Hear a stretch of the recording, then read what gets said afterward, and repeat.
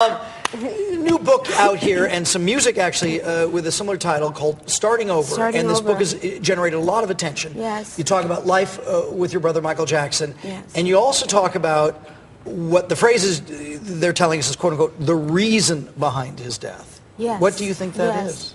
It was pure murder. I don't care what anyone says. This was pure murder. This was a controversy. This was all manipulated to do this. And Michael knew that, and he mentioned it over and over and over again to me, told me who was going to do it, why they were going to do it, the reason for doing it. What was the motive? The motive was to get his publishing. As I don't know if you guys are aware of it, but Michael had one of the biggest catalogs in the world. The Beatles songs and several others. Everybody's every artist basically out there, he owned all the elevator music you hear, that's his. So all this generates a lot of money every year. It's over billions of dollars, and so here this to them, this little meek little kid, we're not going to let him have this. We're going to take this away from him. So he hated it, but he loved it. He hated the fact that he had the catalog and they were going to murder him for it. So he said, I don't want it. It's not worth it. And then the other part of him would say, no, but it's mine. I bought it outright and I'm keeping it growing. This is for my children. They can't do this to me. Did he tell you, though, that he feared for his life? I mean, oh, yeah. He absolutely. opened up to you about that? When he first told me, though, I was very hesitant about believing him. I thought he was being a bit paranoid about it. But the what changed your mind? Well, the more he talked about it, the more passionate he was about it. He started changing. He was very jovial and laughing and loved the rights and hoping all of a sudden it's like, oh, they're going to kill me. He was really afraid to go out. Okay, I was going to say, I'll never forget the afternoon. As you recall, Farrah Fawcett had died earlier that morning. Oh, yeah. And then at around 2 in the afternoon, a phone call that Michael was at UCLA Medical Center and that subsequently about an hour later he died. If I had had the kind of conversations that you had had, and then my relative or someone who confided in me died, the very first thing I would do is go right to the police.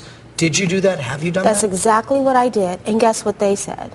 No, we're going to look this direction. We're going to focus on Dr. Murray. I said, but you need to focus on other people as well. No, we're going to stay focused on Dr. Murray. So you contend that he may be the one that what you believe... Dr. Murray was the fall guy.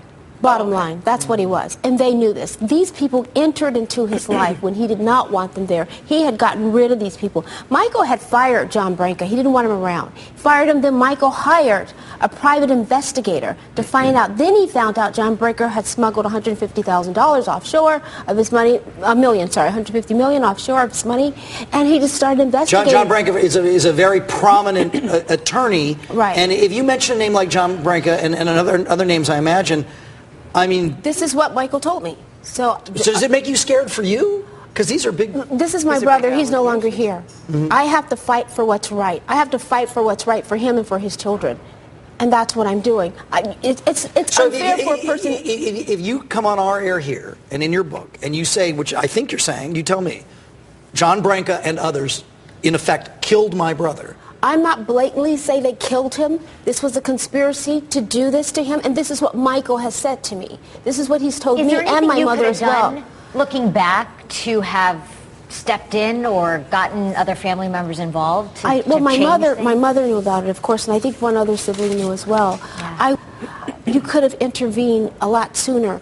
You must understand, these people, according to him, they came into his life, and according to his staff that worked around him, they came into his life probably a week, some of them, before he passed. And they were inquiring about the catalog. Mind you, Michael had told me about the catalog years ago, how they were after him for it. So it's very interesting. And you have to keep this in mind, too. When my brother passed, actually it was really early in the morning, and of course everything was reported later, and they hid all the evidence as much as they possibly could. But when he passed, do you know the people that were working with him went in there and fired every single staff that worked with Michael and made them sign a confidentiality contract? You can't tell anything, a disclosure. That's something you don't do. The first thing you do is say, what exactly happened? What took place here?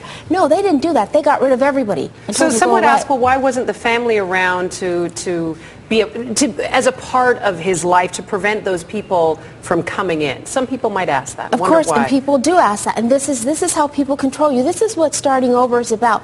People coming into your life because of your personality, being meek, controlling you, controlling your funds, controlling what you do. And that's what they did. Michael, when you would try to call, they wouldn't let phone calls come through. It was very difficult. Yeah. My father, at one point, he says, forget it. I'm going to drive right through the gate if you don't open it. And he did it, actually. He didn't care. This was his son. He was trying to protect him and save him. He was very afraid. He was afraid of his life. He was afraid for everything. And his kids, you know, they go on to talk about certain things too. You're a public person. You're not a private person. And you have put this in print. I'm surprised, quite candidly, it hasn't gotten more attention.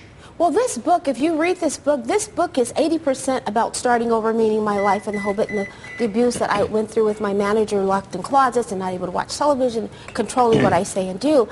It's about maybe 10 or 15% is about the end of Michael, because that was my life. Yeah. I started writing this in 2008, February, and then stopped and kept going, and so it ended. He had to pass, unfortunately, so I just put the little... What do you there. hope happens now? I want justice. And justice would be what? I want justice for all of those who are responsible for my brother's death. And they That's are. What and those people are the ones that they know who they are. It wasn't just Dr. Murray, and I'm telling them to look to the right and left, but they choose to look, and it's not fair. It's totally unfair, and they know that.